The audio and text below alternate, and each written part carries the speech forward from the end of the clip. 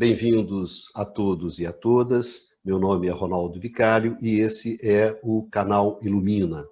Esse programa é o Bate-Papo Ilumina, que é um espaço no qual nós usamos para conversar com vocês e com profissionais do setor elétrico sobre os grandes temas do setor elétrico no Brasil e no mundo. Hoje nós estamos aqui com o engenheiro e diretor da Associação dos Engenheiros e Técnicos da Eletrobras, né, o Ícaro Chaves. Tudo bem, Ícaro? Bem-vindo. Obrigado por você ter aceitado o convite para discutir com a gente. Tudo bem então, Ícaro? Eu que agradeço, tá tudo tranquilo aqui. Eu que agradeço, Ronaldo e Clarice, prazer estar com vocês de novo aqui para a gente trocar uma ideia aqui sobre esses temas palpitantes do setor elétrico brasileiro. Bom, estamos aqui também com a professora Clarice Ferraz. A Clarice, ela é professora da Escola de Química da UFRJ e ela faz parte do Grupo de Economia da Energia do Instituto de Economia da UFRJ. Clarice, bem-vindo, obrigado por você ter aceitado o nosso convite. Tudo bem, Clarice? Eu que agradeço, Vicário, tudo bem? Um prazer estar conversando com vocês. Tá ok. Bom, senhores, esses são os nossos amigos que vão conversar conosco sobre esse tema. O tema de hoje é o novo Código Brasileiro de Energia Elétrica, né? Esse é um tema super importante e ele está sendo discutido no Congresso Nacional, em particular na Câmara, né, dos Deputados, e ele diz respeito sobre a consolidação de toda a legislação do setor elétrico, né, de toda aquela legislação relativa ao setor elétrico no Brasil, né? A maneira como você produz, como você transporta, como você distribui, como você comercializa. Então, na verdade, uma consolidação, né, algo extremamente importante, né? E isso está em andamento no Congresso Nacional. Então, o tema nosso de hoje vai ser justamente o que está sendo discutido nesse novo código, que em tese mudaria, né, todas as relações que existem dentro do setor. Então, indo para a nossa conversa, né, eu começaria com o Ícaro. Ícaro, eu gostaria que você apresentasse para o pessoal, afinal, que bicho é esse, né, o Código Brasileiro de Energia Elétrica? Um nome pomposo, mas um trem importante para caramba, né? Ícaro, por favor. É importante, o código é importante porque o assunto de que ele trata é fundamental, né? Então, a questão da energia elétrica hoje, no mundo moderno, é algo que move não só as economias dos países, mas que diz respeito ao próprio modo de vida que nós temos, né? Então, seria impossível hoje pensar a vida moderna sem energia elétrica. Então, é um setor bastante complexo e que tem uma quantidade de normas, né? Uma quantidade de regulamentações muito grande. Porque a gente não está tratando de um setor qualquer da economia, não é? Se fosse um setor qualquer da economia, por exemplo, a indústria de pipocas, né? Você não precisa ter tanta regulamentação, porque as pessoas não precisam de pipoca para viver. Você pode substituir por outro produto, né? Agora, energia elétrica não. Energia elétrica é algo que tem características específicas, né? É um produto praticamente universalmente utilizado, é um produto essencial para quase todas as cadeias produtivas, é um produto essencial para uma grande parte dos serviços públicos. Você não pode ter saúde pública, educação pública, iluminação pública, saneamento básico, nada disso sem energia elétrica. E é um produto essencial para a vida das pessoas, né? Hoje em dia é praticamente impossível você ter uma vida com dignidade sem energia elétrica. Praticamente impossível, né? A não ser alguém que vai viver como um eremita. Fora isso, você não vive sem energia elétrica. Então, e é um setor que tem características bem peculiares, né?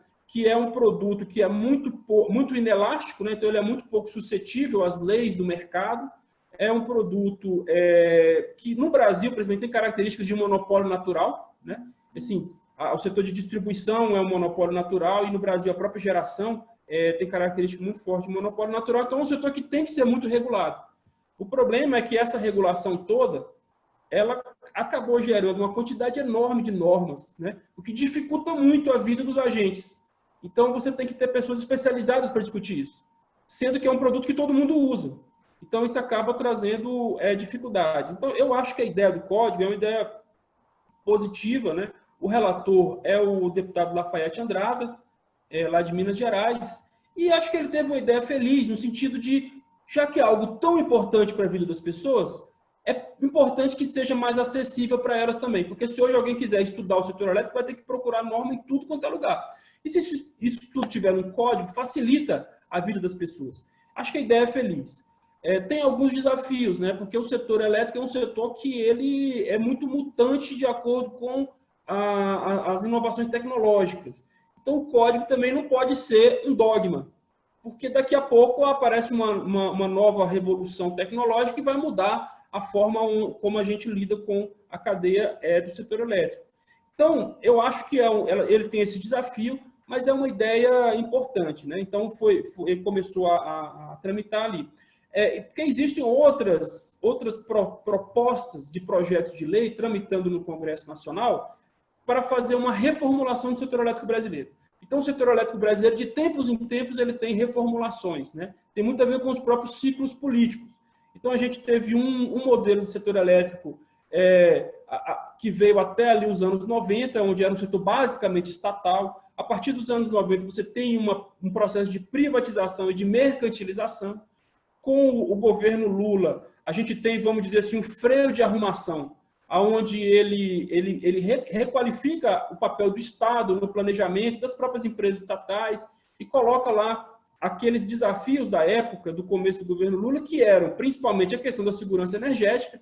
Vamos lembrar que a gente estava saindo do apagão em 2001, que era a questão do acesso, da universalização da energia elétrica, porque o Brasil era um país que tinha uma exclusão elétrica muito grande, uma parcela muito grande da população não tinha acesso à energia elétrica pelo interior do país, e também a questão da modicidade tarifária, que a gente já via num processo de elevação das tarifas. E, de certa forma, esse modelo teve sucesso, mas ele claramente mostra sinais de esgotamento. Pela própria mudança, Ronaldo e Clarice, da matriz elétrica brasileira, porque houve mudanças de lá para cá, houve mudanças tecnológicas. Então, em 2004, quase não se falava de energia eólica, de energia solar, não é verdade? Então, as coisas mudam. Então, é necessário, de fato, que haja uma reformulação. Mas a tônica que está sendo colocada hoje no Congresso Nacional, tanto na Câmara quanto no Senado, não é nesse sentido. Não é no sentido de fazer uma adaptação do modelo do setor elétrico brasileiro para a nova conjuntura, inclusive tecnológica, mas sim um processo de mercantilização ainda maior do que a gente tem hoje, né? Então, o Código de Energia Elétrica, ele traz esse papel positivo de consolidar a legislação que já existe, mas ele também vem nessa onda, que eu vou dizer ideológica, de mercantilização do setor elétrico brasileiro.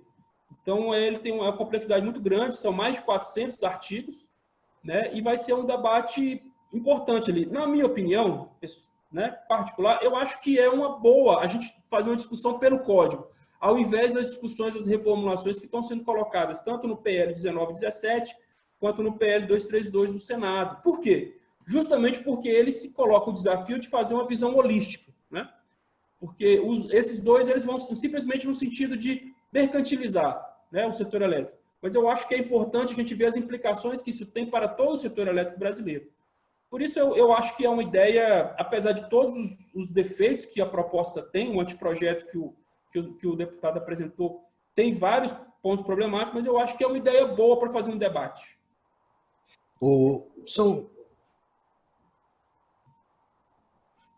Eu vou complementar, porque eu concordo com o Ícaro e eu acho interessante, porque justamente quando você parte de ver os outros projetos que estão sendo discutidos, você não observa justamente alguém que está se preocupando com o setor elétrico, né? Não é observado os objetivos, né, da estruturação do setor elétrico, não são nem levantados, que é justamente isso que Ícaro lembrou.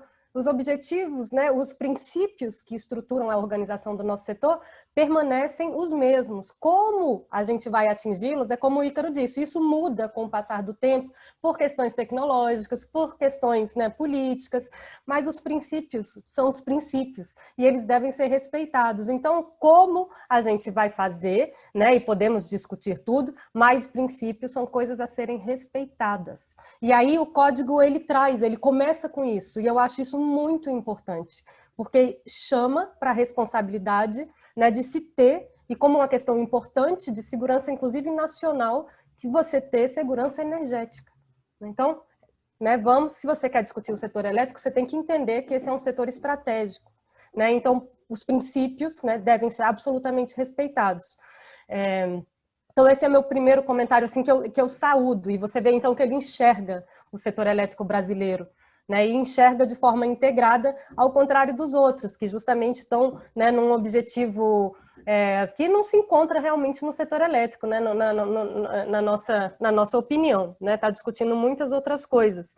Então, ele preserva, não é, essa questão, né, da transmissão, ele olha para os nossos reservatórios, ele chama atenção para a questão da segurança energética em vários momentos, né, ao longo dos vários e vários artigos que ele tem, das 200 páginas que ele tem, né? Mas eu acho que é isso. Essa primeira parte, né, é realmente só tentar organizar, porque, né, realmente, como o próprio deputado disse, virou um cipoal de normas, né? E aí realmente a pessoa fica perdida. E isso faz o quê? Traz uma insegurança jurídica grande para o setor, então. Então, nesse sentido, isso também, né, é louvável. E então, de abertura de discussão, eu também prefiro discutir a partir daqui. Né? E aí discutindo, respeitando os princípios. Podemos ter divergências, né? Mas que os princípios sejam observados. Clarice, seguindo então a sua proposta, eu diria que a gente podia começar exatamente sobre os princípios, né? Então, Ícaro, começa contigo falando exatamente quais são aqueles princípios que estão lá no código, né, na proposta de código, e que tentam dar essa arrumada, essa primeira embocadura, né, geral do que seria, qual seria o objetivo, então. Eu acho assim que, na minha opinião, o como está bem colocado. Discutir o setor elétrico por um código, eu acho uma boa premissa, porque você vê todas as implicações. Eu acho que esse é o grande mérito da proposta do código, e eu saúdo, inclusive, a iniciativa do deputado. Ótimo. Agora, o que é o problema, né? O que está sendo colocado no código? Em que pese ele, de fato, mantenha muitas coisas importantes, inclusive o papel da Eletrobras no setor elétrico, né, a Eletrobras como empresa estatal, que é importante, porque está mantido na proposta do código. Mas, assim, a gente tem que discutir, então, vamos para dentro dele, né? Vamos entrar no debate. Beleza. Eu acho que nos próprios princípios já há problemas aqui com relação ao código, e nós colocamos, inclusive, uma nota técnica que nós enviamos para vários parlamentares, né? Vamos mandar para todos os parlamentares, que é o seguinte: os princípios que ele coloca são segurança no aprovisionamento energético, eficiência energética, sustentabilidade e não retrocesso na utilização de tecnologias, acesso universal à rede de distribuição de energia, liberdade energética e razoabilidade. Olha só, eu acho que nós temos aqui alguns problemas, porque os princípios eles têm que ser muito claros. Porque é como se fossem cláusulas pétreas. É claro que no setor elétrico nada pode ser pétreo, né? Porque as coisas mudam de acordo com a tecnologia. Mas, assim, eles têm que ser muito claros. Então, quando você usa termos que, na minha opinião, são ambíguos, como razoabilidade, toda legislação tem que ser razoável, na verdade. Inclusive, a razoabilidade é um princípio do próprio serviço público. Então, assim, é claro que tem que ser razoável. Mas é um princípio ambíguo. O que é razoável? Né? Então, quando ele fala da questão da liberdade energética, mas que diabo é liberdade energética? Liberdade para quem? É liberdade para o produtor colocar o preço que ele quiser e deixar que a liberdade do mercado estabeleça o equilíbrio? No setor elétrico isso não é possível. O que é liberdade energética? Então, assim, eu acho que princípio tem que ser assuntos que não dê muita margem para interpretação. Essa é uma opinião que eu tenho sobre quando você coloca princípios. Tem que ser claros. E liberdade energética não é algo claro. Razoabilidade, muito menos. Né? Sustentabilidade. Sustentabilidade o quê? Sustentabilidade empresarial, sustentabilidade ambiental. Então, eu faço essa crítica baseado nos princípios que nós temos hoje. O setor elétrico brasileiro hoje, com esse marco do setor elétrico brasileiro, que nasceu com a Lei 10.848, lá de 2004, né, no começo do governo Lula, ele tem 3 princípios, que são até hoje, né, porque é o que está vigente. A questão da segurança energética. Vamos lembrar que a gente estava vindo de um apagão, né? Então, segurança energética era algo premente para a sociedade, porque não havia, nós passamos por uma crise de segurança energética, não tinha energia. O outro princípio era a questão da universalização do acesso, porque o país tinha uma exclusão elétrica enorme, milhões de brasileiros não tinham acesso à energia elétrica, e a questão da modicidade tarifária, né? E a gente vê que nesse projeto, a questão da segurança no aprovisionamento energético, ótimo, ele mantém o princípio da segurança energética, na minha opinião, é isso que ele quis dizer aqui. Quando ele fala do acesso universal à rede de distribuição, também acho que tem a ver com a questão da universalização do acesso, que, aliás, são conquistas que nós já temos, né? Nós já conseguimos praticamente universalizar o acesso. Nós não vemos hoje, no futuro de curto e médio prazo, riscos à segurança energética, ao abastecimento, né? Agora, ele não trata da questão da modicidade tarifária, Ronaldo. E eu acho que esse é o grande problema do setor elétrico brasileiro hoje. Então, é evidente que nós temos um problema, que a energia elétrica no Brasil é muito cara. É uma das mais caras do mundo. Isso não tem justificativa. Primeiro, porque a nossa população não pode pagar essa energia elétrica desse preço. Segundo, porque o nosso sistema energético é um sistema energético intrinsecamente barato, que é baseado em fontes renováveis. Então, não faz sentido. Então, ele não só não ataca a questão da modicidade tarifária, mas como ele nem coloca nos princípios. Então, se você não coloca nem nos princípios que é importante a modicidade, então você não pode esperar que durante o texto haja algo que vá buscar a modicidade. E a gente vê claramente que não é um objetivo. Tanto é que nos princípios ele nem cita a palavra consumidor. Porque é isso, é como se o setor elétrico serve para quem? Serve para os agentes do setor elétrico. Não, o setor elétrico serve para o consumidor. O consumidor enquanto cidadão, que precisa de serviços públicos, de iluminação pública, de saneamento básico, de saúde pública e tudo mais, e o consumidor enquanto indivíduo mesmo, na casa dele, na família dele, precisa ter acesso à energia. Então a gente está vivendo uma situação hoje, que a gente vive uma crise muito grande, que nós conseguimos colocar milhões de pessoas na rede elétrica, com acesso à energia, mas elas não conseguem pagar. Então eu acho que ele não trata desse assunto, e na minha opinião, para começo de conversa, eu acho que ele começa mal, poderia ter começado melhor. É uma crítica que nós fazemos, e nós enviamos para o parlamento, inclusive. Vamos travar esse debate lá. Eu vou até... Ícaro, quando eu falei de princípios anteriormente, eu estava exatamente me referindo aos princípios que norteiam o nosso marco regulatório quando ele foi aberto para concorrência, que é a Lei de 10.848 de 2004. E aí são esses os 3 pilares do setor elétrico, né? Não são 5, não são 6. E aí como é que a gente olha para eles hoje? E aí, então, esses princípios do código realmente é um problema, porque princípio é princípio, né? Não existe isso, né? Vai discutir coisas de território e coisas, né, muito severas aí de geopolítica internacional, são princípios, né?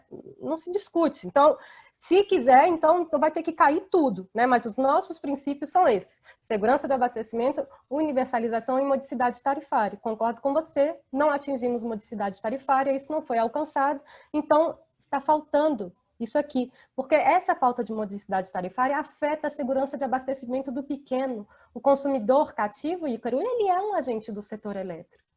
Ele não é contemplado corretamente, mas nós somos agentes do setor elétrico e devemos ser enxergados e respeitados como tal, né? Então, a partir daí. E aí também acho, por exemplo, isso é muito claro. Por exemplo, você pode talvez justamente fazer, né, uma inclusão da questão da sustentabilidade, porque justamente estamos numa crise, né, climática, né, e de biodiversidade, enfim, tem uma crise muito grande mesmo dos limites, né, do planeta. Então, sim, mas isso também já estava dado, porque dentro da lei já dizia, né, na nossa matriz limpa, isso já estava presente, na verdade, né? Mas então é isso. Então, eu acho que não se deve não mexer em princípios, porque princípios são princípios, tá? E a partir daí, depois o código é que vai começar, então, a colocando seus objetivos, mas objetivos que respeitem e sejam de acordo com os princípios. Então, nesse sentido, é muito importante que se deixe muito claro e que se qualifique, sim, qual é a sustentabilidade, porque a crise ambiental é premente e muito severa, né? É muito importante que se contemple a modicidade tarifária, porque ela bate em cima da segurança de abastecimento, que adianta, né, tanto esforço, né, tanto investimento público, tanta coordenação, para que, finalmente, o consumidor não possa pagar a sua tarifa. A gente viu isso em crises passadas e a tarifa não para de aumentar, né? Aposentados com ar-condicionado classe média, né? E não consigo pagar a minha conta, né? Uma coisa, então, muito severa. Então, afeta a qualidade de vida, afeta a competitividade industrial. Então, a gente tem que olhar para isso. E aí, como é que você olha para o setor elétrico? A partir, né, do seu território, né? Quais são suas necessidades, quais são, né, as suas potencialidades. E aí a gente vai estruturando como foi feito. E aí daí a gente, né, vai organizando. Eu acho interessante uma questão, por exemplo, quando você compara esses princípios, né, e você vê, por exemplo, a reforma inglesa, né, que foi feita em 2013, 2014, né, no início dessa dessa década atual. Então, na reforma inglesa, você tem claramente assim, quais são os objetivos? Segurança do abastecimento, esse é o primeiro objetivo. O segundo objetivo é a descarbonização, né, que tem a ver com a transição energética. E tem um terceiro objetivo importante, que é o seguinte, olha, nós vamos fazer essa segurança energética, vamos fazer a descarbonização, mas isso não pode ser feito às custas do consumidor, né, que tudo, quem paga ao final é o consumidor. Então, ali você tem 3 princípios claros, definidos, e a nossa tendência é justamente estendendo isso, colocar uma série de coisas, né, e por outro lado, eu acho que quando você fala em segurança dos abastecimentos, quando a gente fala em segurança energética, a gente está falando sobre o quê? É ter acesso à energia elétrica.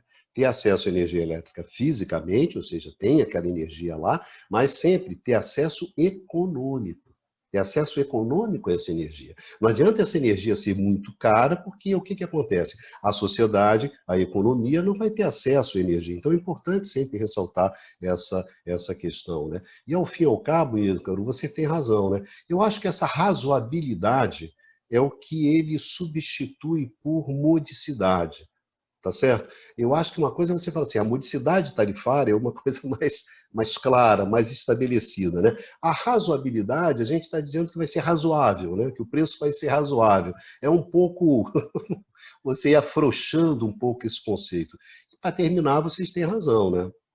É engraçado isso, né? As unidades consumidoras, se eu não me engano, no Brasil, elas chegam da ordem de 85 milhões de consumidores, né? Que são consumidores cativos, né? Que são consumidores que não têm direito à escolha, que estão ligados à distribuidora. São da ordem de 85 milhões. E o que acontece? As unidades de consumidor livre é alguma coisa em torno de 17 mil.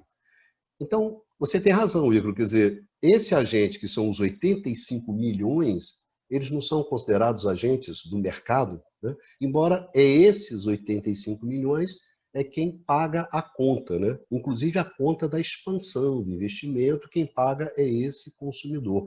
E é engraçado que esse consumidor ele nunca está presente na discussão, né? Todo mundo fala em consultar o mercado, consulta os bancos, consulta as empresas, mas ninguém consulta o consumidor, né? Que no final de contas, gente, é quem paga toda essa conta, né? O consumidor vai lá e paga, né? É o papel dele. Exatamente. A gente, Ronaldo, quando olha o código, a gente vê que ele tem um vetor. O vetor dele de mudança é no sentido da mercantilização, né? Então, isso ele é comum ao 1917 e ao próprio 232. Qual que é, então, esse vetor? É o seguinte, olha, nós temos hoje um consumidor cativo, esses 80 e poucos milhões, né, de consumidores cativos que pagam uma tarifa alta, né, uma tarifa altíssima, todo mundo sabe disso. E nós temos 17, né, menos de 20 mil consumidores livres que pagam uma tarifa baixa. Ou seja, a solução é simples. Então, vamos colocar esses 80 e poucos milhões, o máximo de gente possível no mercado livre, que aí eles vão pagar uma tarifa baixa. O problema é que eles não explicam que um dos grandes responsáveis por essa tarifa alta do pessoal do mercado cativo, que somos nós, são justamente esses 17 mil do mercado livre. Porque são 17, 20 mil que consomem mais de 30% da energia do país. Então, você veja como é que é. Se a gente fosse comparar isso com a distribuição agrária, é como se fossem latifundiários da energia. Então, são grupos, grandes grupos, não necessariamente industriais, viu, Ronaldo e Clarice? Porque hoje em dia a indústria tem perdido cada vez mais papel, mas aí você encontra redes de supermercado, grandes universidades privadas. Então, vem mesmo setores do varejo, né? Então, tem outros setores, grandes consumidores, não necessariamente indústrias. Então, não está relacionado necessariamente com a competitividade industrial. É importante desmistificar isso. E eles colocam isso como solução. Então, como que eles colocam? Eles colocam um vetor. É preciso ampliar o acesso ao mercado livre. Por quê? Porque a livre concorrência vai baixar o preço. O problema é que nós estamos tratando de monopólio natural. Então, não existe essa história de livre concorrência. Para começar, né, não dá para comparar o setor elétrico com o setor de telecomunicações. E eles usam isso, inclusive eles falam portabilidade da energia elétrica. Uma coisa é você poder trocar da TIM para Claro ou para Oi. Por quê? Porque você compra um telefone, a TIM, a Claro e a Oi, cada uma pode colocar uma estação radiobase. E eles podem colocar 2, 3 redes. Eles podem fazer isso, porque é telefonia celular. né? Ele coloca uma estação radiobase aqui e atinge uma quantidade de pessoas, a outra empresa pode colocar uma estação radiobase do lado. Agora, você não vai ter duas empresas passando o fio na porta da sua casa. Você vai ter ali, ó, essa aqui é a rede da SEB, aquela é a rede da outra. Não existe, não existe isso. É um monopólio natural. A rede é uma só. O que eles falam de competição? Eles falam competição na geração, ou seja, naquela parcela da energia que é produzida na geração. Na hidrelétrica, na termoelétrica, na usina eólica e assim por diante. Só que, na verdade, não existe competição disso também no Brasil. Porque no Brasil, quem faz o despacho não é o dono da usina. Não é lá, eu vou despachar mais energia, vou despachar menos. O despacho no Brasil é centralizado. Justamente por ser um setor onde a base é hidrelétrica, você precisa garantir a segurança do abastecimento, porque você não pode colocar toda a água do seu reservatório para gerar, sendo que daqui a 6 meses pode faltar água. Então, não existe na prática essa questão da competição. É impossível, né? A competição no Brasil se dá onde? Se dá, Ronaldo, nos leilões de energia.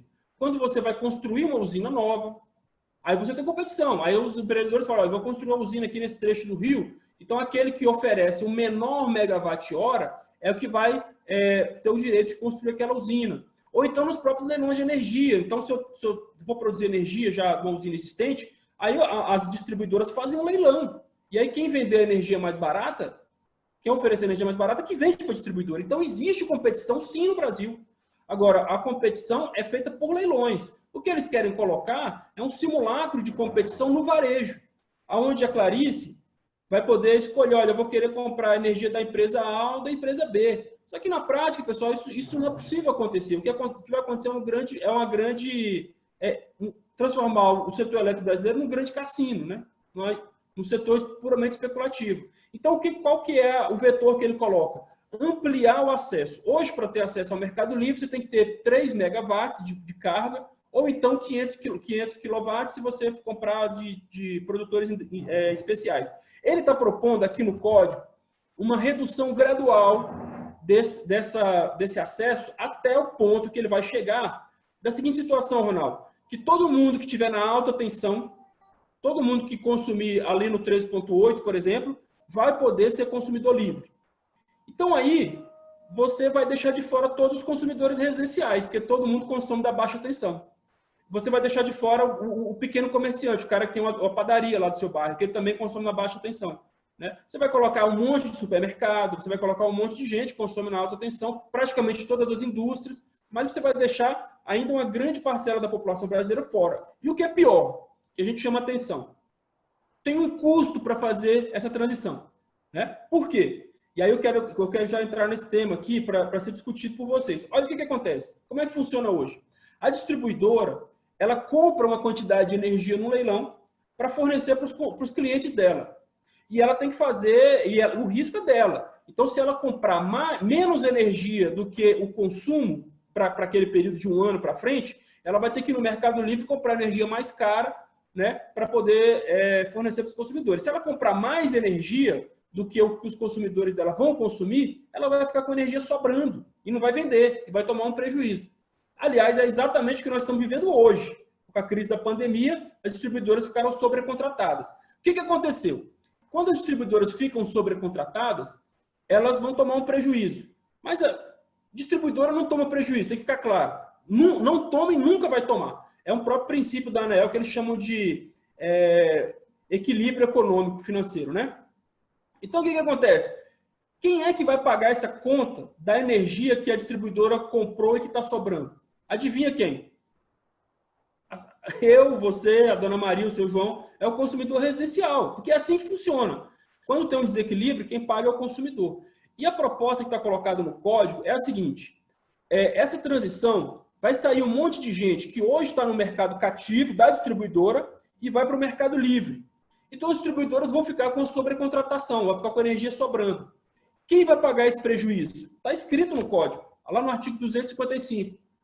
Esse prejuízo dos distribuidores vai ser rateado entre os consumidores do ambiente de contratação livre e do ambiente de contratação cativo. Ou seja, você que não vai poder migrar para o Mercado Livre, vai pagar o prejuízo da distribuidora por causa de quem migrou para o Mercado Livre.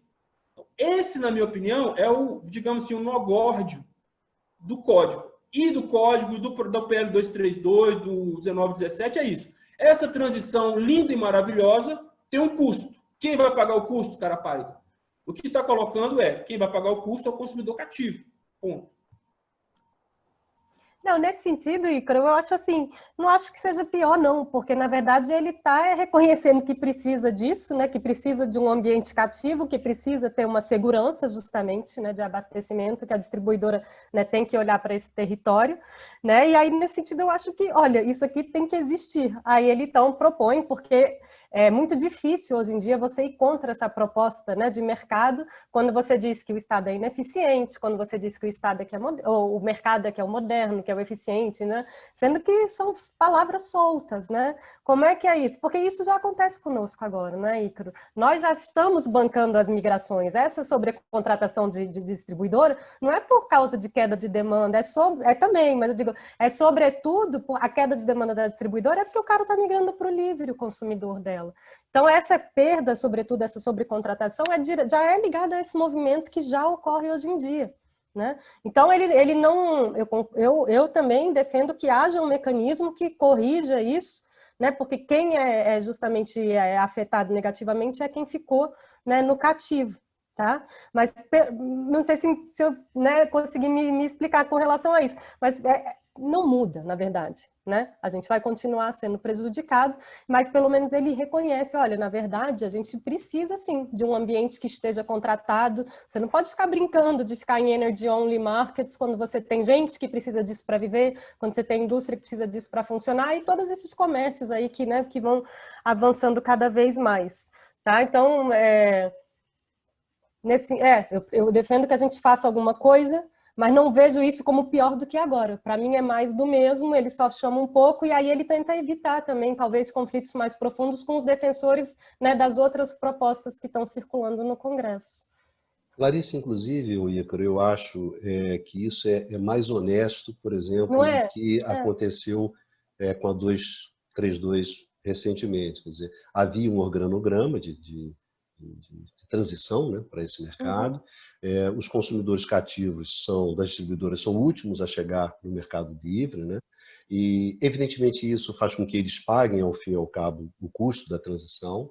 Isso acontece em outros lugares no mundo, quer dizer, como é uma reforma que é lá dos anos 90, dos anos 80, a gente já tem uma longa experiência, tem vários trabalhos falando justamente sobre isso, né? São esses consumidores que pagam esse custo e, na verdade, viabilizam a transição, porque a transição ela é custosa, ela tem um custo muito elevado, né? Então, e um custo elevado que você incorre logo no início da transição.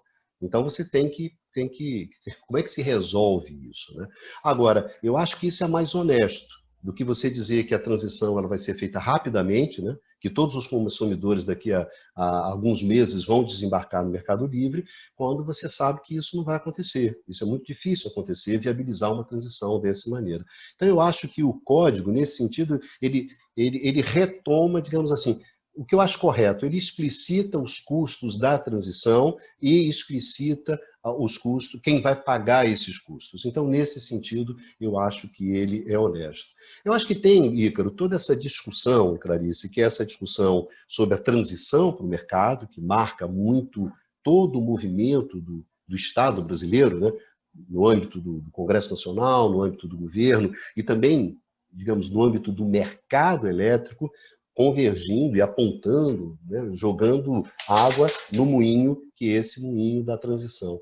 Mas, Clarice, tem uma coisa interessante no código, que ele fala também sobre geração distribuída e fala sobre a transição energética, que, na verdade, é o grande tema do setor elétrico no mundo hoje e que deveria ser o tema que estruturasse um novo modelo institucional, que estruturasse um novo código, seria a transição. Esse é o grande tema do setor elétrico no mundo e não é diferente aqui. A transição do mercado não é grande tema em nenhum lugar do mundo, não é isso? Vamos ser realistas. O grande tema é a transição energética. E eu acho que o código ele contempla isso quando fala muito sobre geração distribuída, Clarice. Eu gostaria que você comentasse um pouco sobre esse tema, porque eu acho que isso é uma coisa positiva do código, né?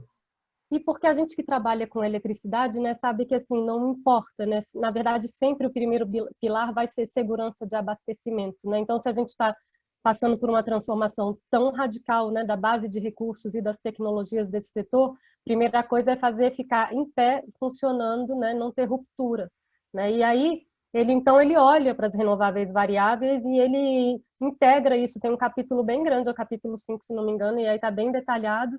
E aí tem coisas assim que é bom, porque na verdade a gente já tem bastante coisa definida pela resolução 482 da ANEEL, então isso agora deixa de ser uma resolução, isso agora, né, seria incorporado realmente, e ditando como é que isso vai ser organizado. Então tem as figuras, né, de você ser o seu consumidor, né, o autoprodutor, a geração compartilhada, o condomínio, e traz o que é o grande problema, que é justamente onde bate na distribuidora, a questão de, bom, esse pessoal tem duas coisas, na verdade. Tem essa questão, né, das renováveis variáveis, né, usarem o fio da distribuidora e aí não estarem remunerando, o que afeta o serviço de distribuição, e isso tem que ser reconhecido e né? E aí isso seria, então, endereçado ao longo dos anos, a partir de 2021 até 2046. Então, há um reconhecimento do custo, né? E uma estruturação de como isso vai ser abordado.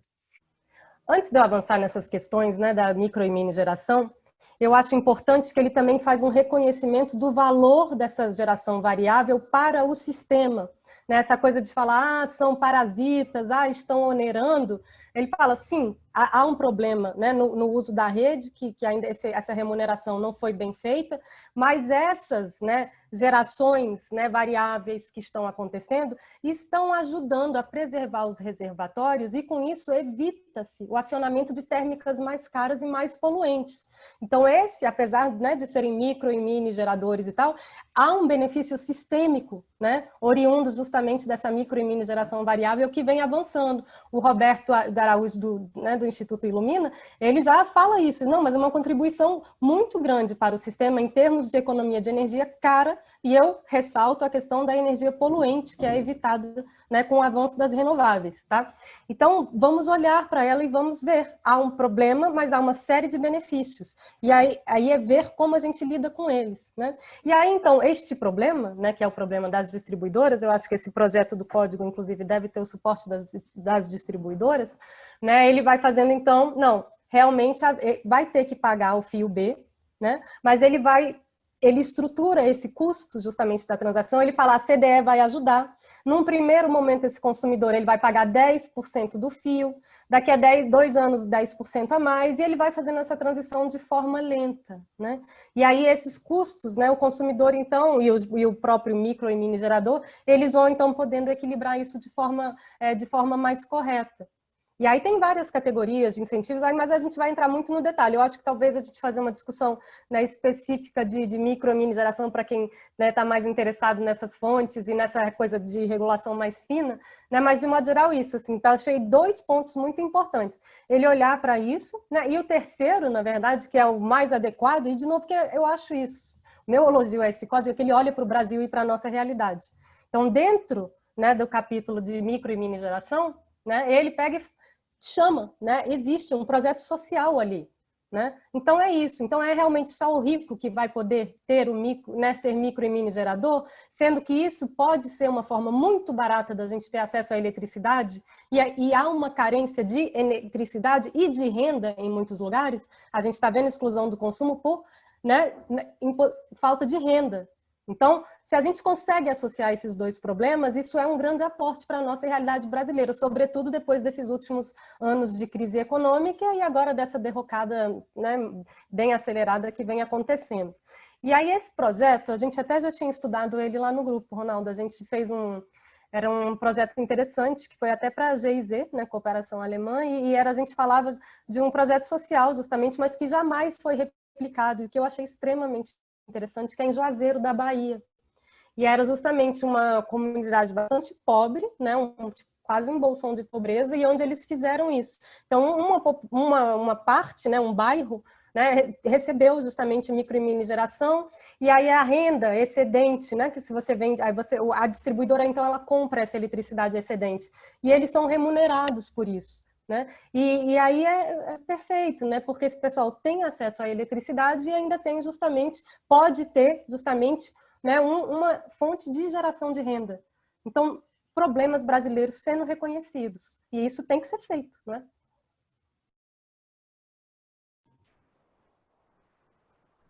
Pois é, Ícaro, Clarice. Eu também acho que isso é um grande avanço, tá?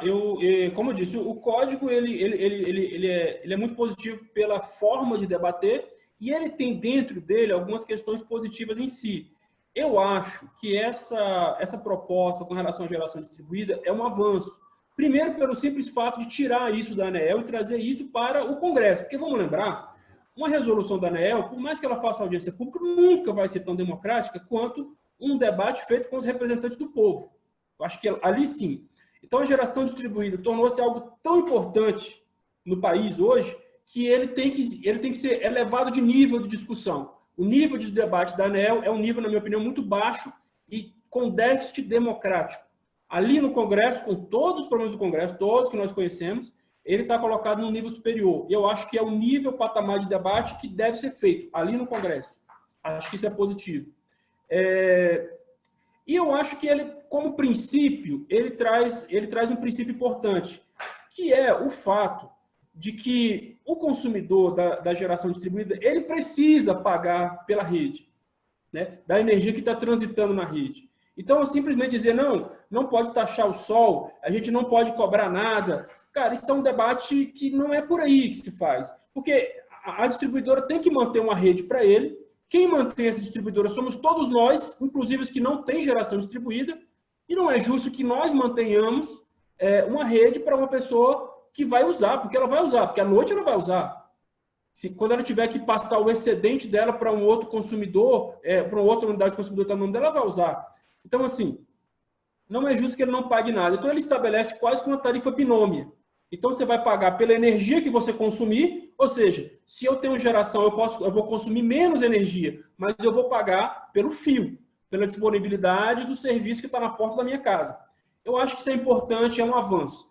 Se essa transição vai ser feita em 10 anos, em 15 anos, em 20 anos, 5 anos, eu acho que isso é um outro debate, que aí sim é um debate muito técnico e que tem que ser feito com bases econométricas, levando em consideração a capacidade de pagamento das pessoas, levando em consideração as projeções de redução do preço da energia solar, porque tem isso também, né? Ela vai ficando cada vez mais barata, então cada vez menos ela vai precisar desse, digamos, subsídio que existe hoje. Então, acho que é positivo. Eu acho que o código também traz um debate positivo sobre a questão da recarga veicular, que aí ele se adianta, né? Se adianta numa tendência mundial que é da eletrificação do setor de transportes, que é inevitável.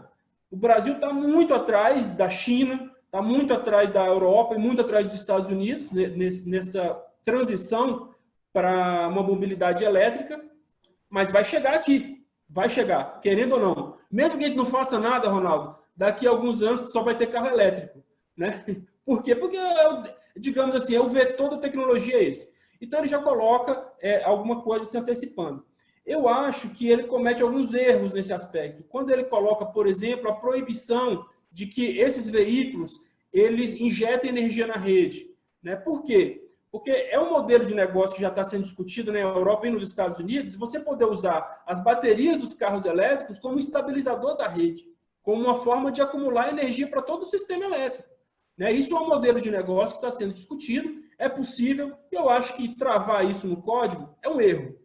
Deve ter sido um lobby das distribuidoras, imagino. Elas não devem ter gostado dessa ideia. Mas é algo que eu acho que não deve ser proibido. Ainda mais num código, porque se é lei, para mudar vai ter que ter outra lei, né? Então eu acho muito pesado proibir isso numa lei.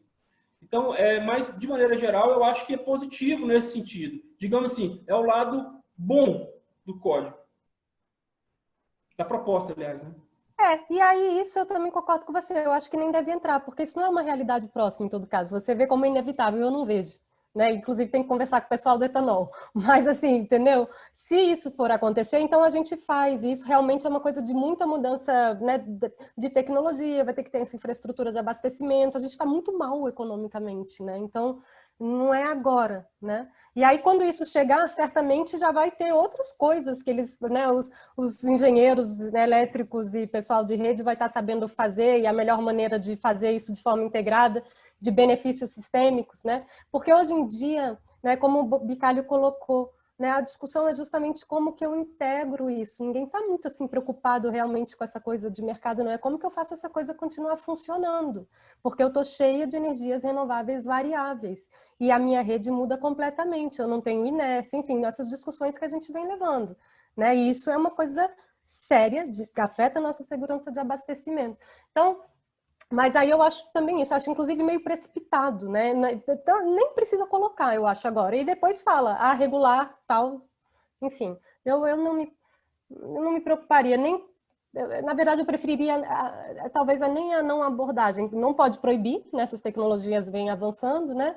Mas já de determinar como vai ser, quando nem está aqui ainda, eu não sei, eu não acho que é muito...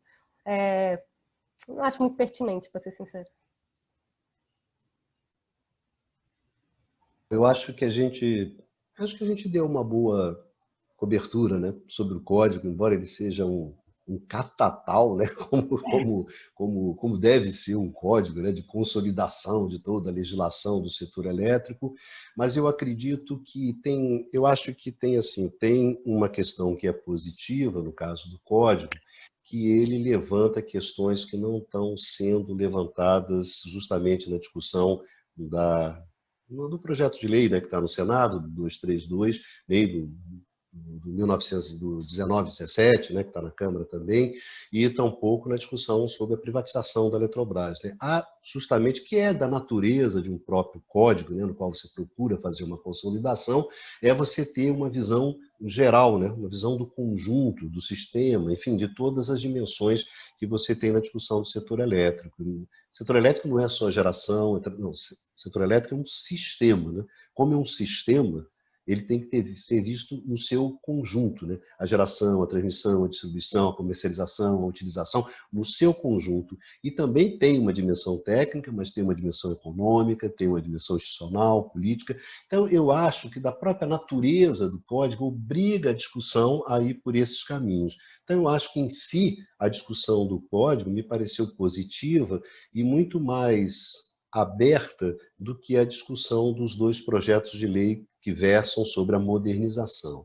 Tem, sem dúvida, uma questão fundamental, que é a questão da transição para o mercado, porque isso é um mote que é muito forte hoje, embora seja extemporâneo, não é a discussão do mundo hoje, e eu acho que ele abre pelo menos um ponto ali que é para discutir assim, com maior profundidade, com maior responsabilidade, a questão dos renováveis, da transição energética, coisa, Ícaro, que nos outros projetos é simplesmente assim uma salpicar em cima, né? Como agora você salpica um pouco de sal em cima, para não falar que eu não falei, né? Para não dizer que eu não falei de transição energética, então você salpica ali algumas coisas que você, digamos assim, abre, dá uma colher de chá simplesmente para a agenda que é a mais importante, né? Isso que você só salpica ali. Então, eu acho que, nesse sentido, acho que o código acabou sendo um avanço, né? Nem que seja de espaço, de discussão, etc.,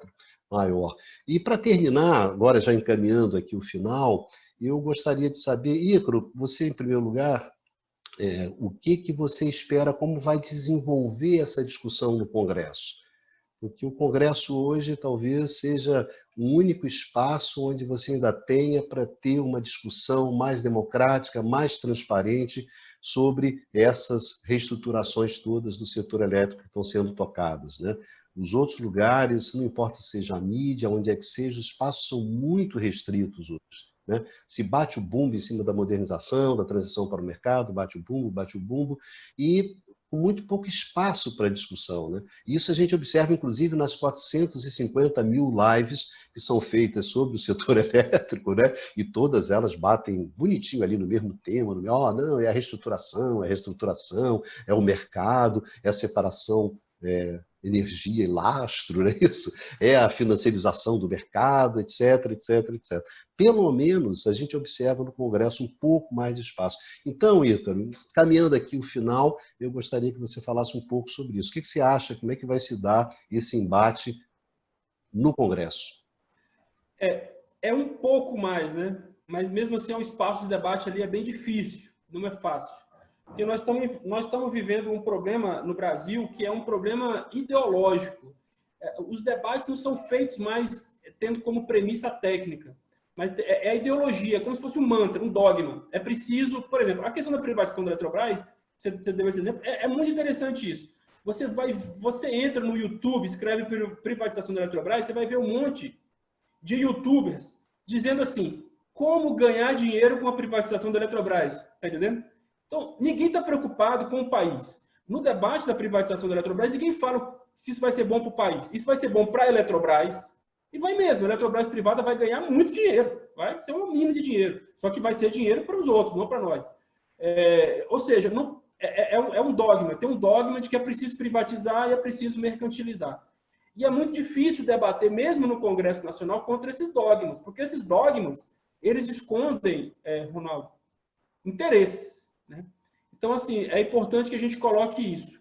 Quem ganha com a privatização e quem ganha com a mercantilização? E eu queria, antes de responder a tua pergunta, fazer uma digressão aqui para lembrar o seguinte. A privatização da Eletrobras, a renovação de Itaipu e a mercantilização são três faces da mesma moeda. Que é o seguinte, alguém vai ganhar muito dinheiro com isso. Então, quando ele fala que ele vai ampliar o mercado livre, ele tem que ampliar do ponto de vista legal o mercado livre, mas ele tem um problema. No Brasil, você tem grande parte da energia no mercado cativo e no sistema de cotas.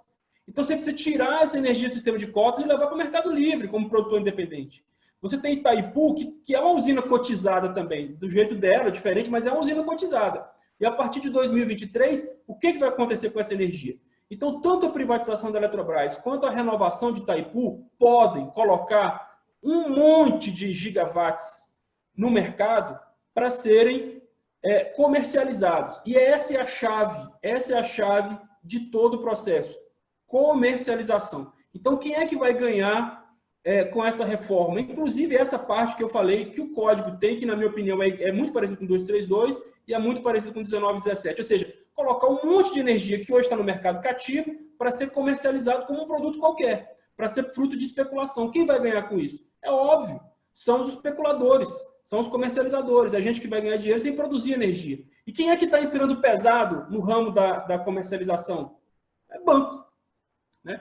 Então a gente vai ter, você mesmo fala muito sobre isso, a criação de derivativos, porque vai ter risco. Todo mercado que tem risco, você vende seguro. Então você vai ter derivativo, que você vai vender energia 2, 3, 4 vezes, vai precificar risco, prêmio de risco e tudo mais.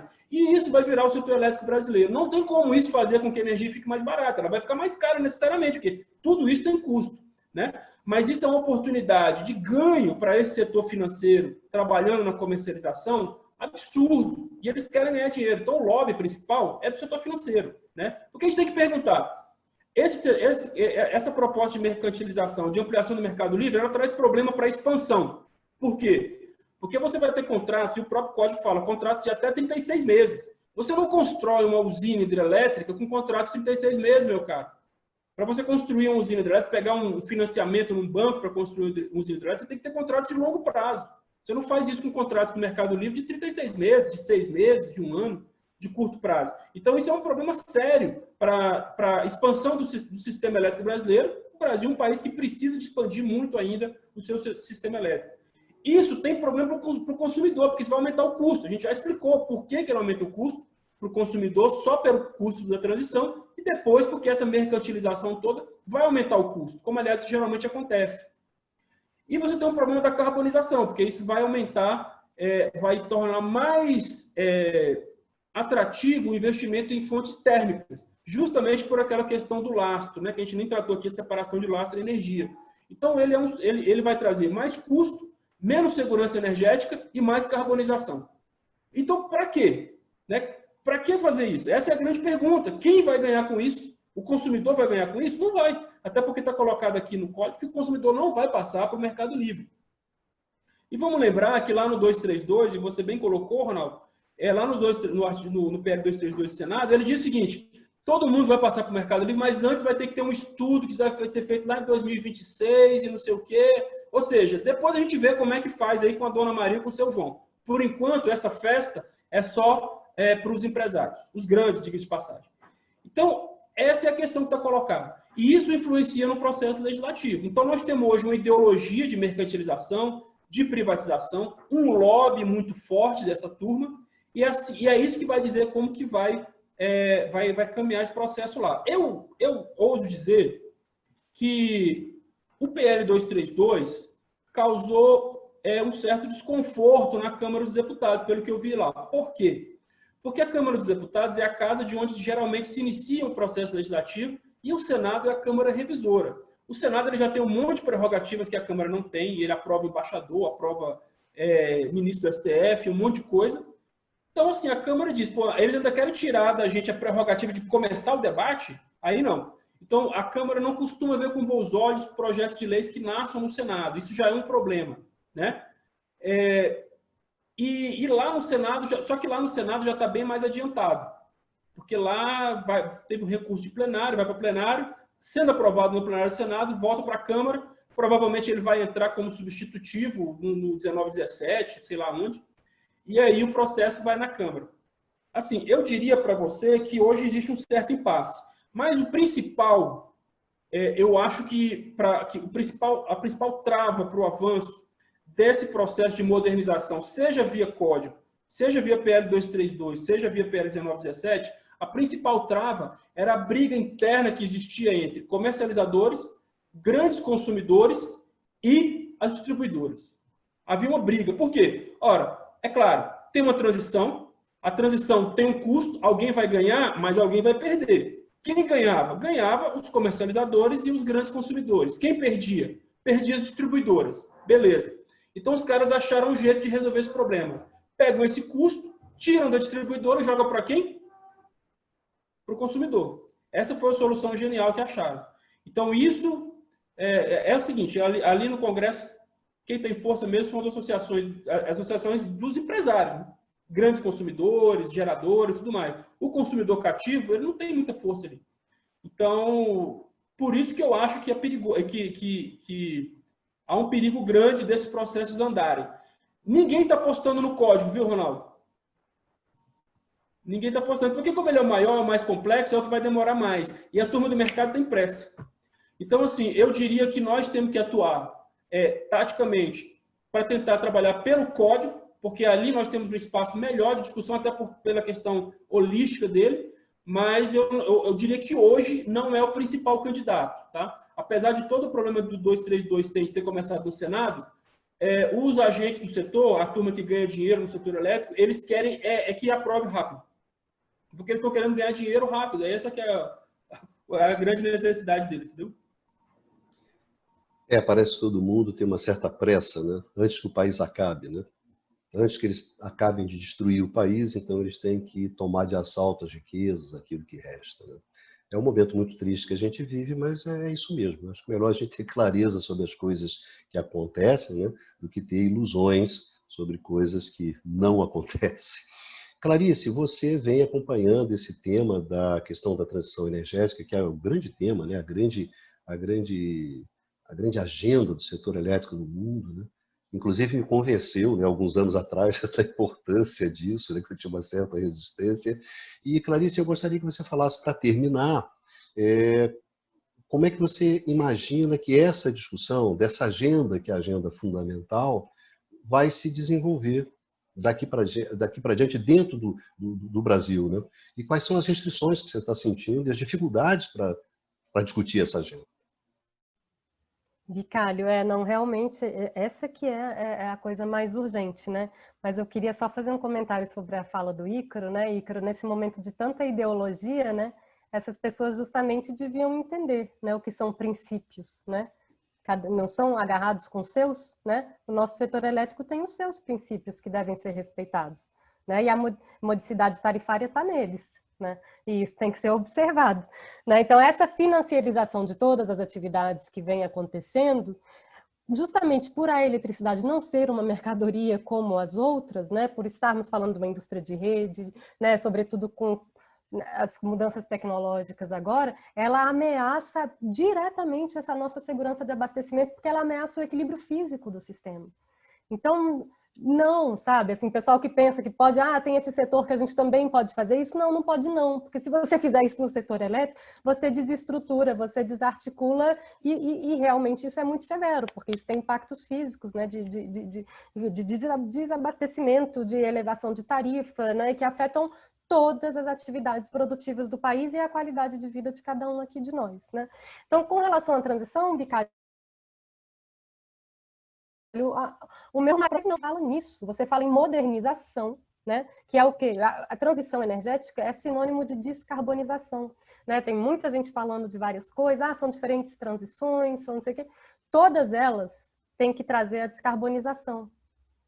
Não tem conversa fora daqui. E aqui no Brasil você ainda vê o quê? O pessoal do gás, né, fazendo inclusive outra coisa, né, que estão empurrando muito e com a qual, né, o pessoal tem tido muita pressa, né, são esses projetos de lei do gás e querendo fazer o quê? Ancorar a demanda para sustentar e bancar a infraestrutura de agente de óleo e gás do setor elétrico, que já está com a tarifa lá em cima e que precisa urgentemente se descarbonizar, né, porque, sobretudo, nessa modernização real que estamos vivendo, na nossa discussão contemporânea, passa por digitalização, eletrificação dos usos energéticos. Então, o consumo de eletricidade aumenta. A gente tem que cuidar desse setor e tem que dar conta, né, dessa expansão que vai ocorrer, né, de preferência com bastante eficiência energética também, mas é pela eletrificação dos usos que essa carga vai aumentar. Então, o nosso sistema tem que ser o mais eficiente, nosso sistema tem que ser integrado, porque é assim o sistema brasileiro. Temos 4 climas aqui, entre tropical e subtropical. A gente tem um risco hidrológico, a gente não sabe quando vai chover, não tem como a gente saber isso. Então, a gente realmente tem que tratar isso, né? Então, como a gente vai fazer a nossa transição, a gente tem que, né, respeitar e valorizar os nossos recursos naturais. E isso não é feito, e não é feito... aí, pelo menos, o código olha para isso, né? Ele preserva o compartilhamento, né, alguma estrutura de compartilhamento de risco hidrológico e tem o reconhecimento e tratamento dessas fontes que realmente crescem, né? Então, a gente olha para elas e a gente vê como é que a gente pode integrar isso aqui. Eu teria muitas críticas a fazer também, mas assim, né, da institucionalidade do processo, ele começa na Câmara, as coisas avançam, né, como elas devem ser, né? Realmente essa coisa do desmonte do Estado está desorganizando todas as coisas, né? E não pode funcionar assim porque com tanta descoordenação, né, as coisas não funcionam, sobretudo não funcionam de forma eficiente.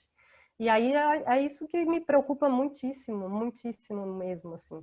E aí, nesse sentido, que eu concordo com o Bicalho também, de ao menos, né, sejamos honestos no reconhecimento de custos e das necessidades estruturais que a gente tem. E aí traz o debate e a gente vai discutir realmente as nossas diferenças, né, que transição para o mercado, olha, essa financiarização aqui não é salutar, mas não é mesmo, não é porque é uma questão ideológica nossa, é uma questão física. Chame os engenheiros elétricos e conversem com eles.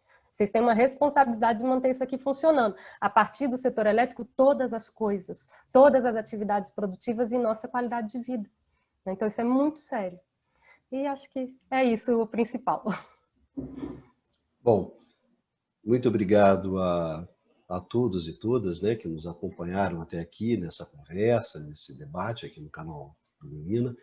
Queria agradecer muito ao Ícaro, a Clarice, pela presença dos dois aqui nessa conversa e convidar os nossos amigos para nos acompanhar aqui no canal Ilumina, né, onde essas discussões a gente procura justamente encaminhar essas discussões aqui no canal. Né? Discussões hoje em dia que são tão difíceis, né, de você estabelecer. Né? Nós já tivemos épocas no país onde havia o debate, né? Você tinha posições distintas, você tinha o contraditório, mesmo nos anos 90, né, que foram anos de bastante transformações. Sem dúvida, eu que vivi bastante esse momento lá dos anos 90, o debate era muito mais intenso, muito mais forte e também muito mais qualificado. Né? Houve uma desqualificação do debate, tudo reduzido a meia dúzia de clichês e a meia dúzia de interesses. Né? que apesar de serem, né, meia dúzia, né, são muito fortes esses interesses econômicos. Obrigado mais uma vez a Clarice, obrigado ao Icaro, e nos vemos aqui no canal Ilumina. Prazer, obrigada, pessoal.